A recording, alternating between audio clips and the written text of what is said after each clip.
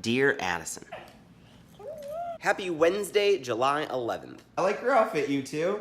Good job with the outfit. When I was in 7th grade, I ran into some problem with my 7th grade teacher. She was a great lady. Just being a kid, she got on my bad side. She frustrated me about something. I don't even remember what it was, but what I do remember was I set out to annoy her as much as possible.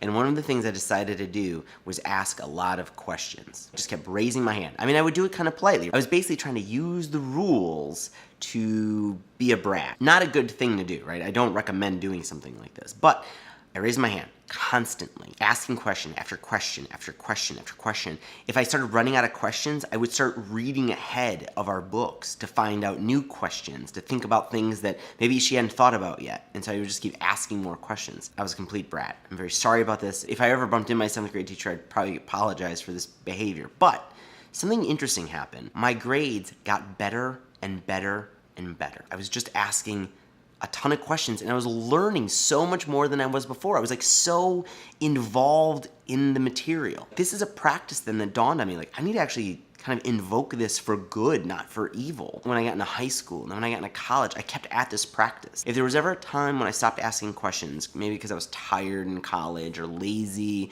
or I started feeling like I was embarrassed in this giant classroom of chemistry students now that the class size is like hundreds of people that I don't know, my grades would drop. But as soon as I got past that and I just started asking more questions and I kept raising my hand over and over and over as much as I could, not to be a brat anymore, but as much as I could, my grades got really good. It's a lesson that should apply to you, not just in school, but in your entire life. Something that makes me really sad to hear is when teachers say, there's no stupid questions. What makes me sad about that is, of course, they're up there trying to encourage people to ask more questions, right? And they're trying to give you that permission. What I'm sad about is that people just don't automatically feel that there are no stupid questions, that they don't automatically feel or have been raised with this idea that they should be asking more questions, that they need this permission from a teacher to ask more questions. And it's sad that the teacher has seen this over and over again, that they feel like they need to continue to encourage people to ask more questions.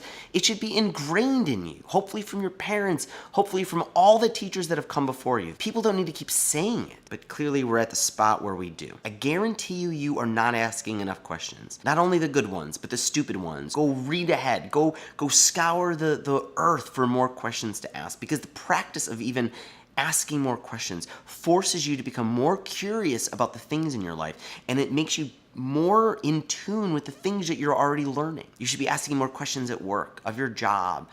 As a kid, you should be asking more questions of your parents. Even in my adult life, I screw up. We start a new job and we're afraid to ask questions. Not only do we not want to be embarrassed by asking a stupid question, well, we don't want to be a nuisance like I was when I was in 7th grade. You can ask a lot of questions and not be the jerk that I was in 7th grade. And if you feel like you're bugging your boss with too many questions, well, I think your boss probably needs to rethink his approach to leadership. So don't be afraid of questions. I wish people would ask more. And I'll see you tomorrow.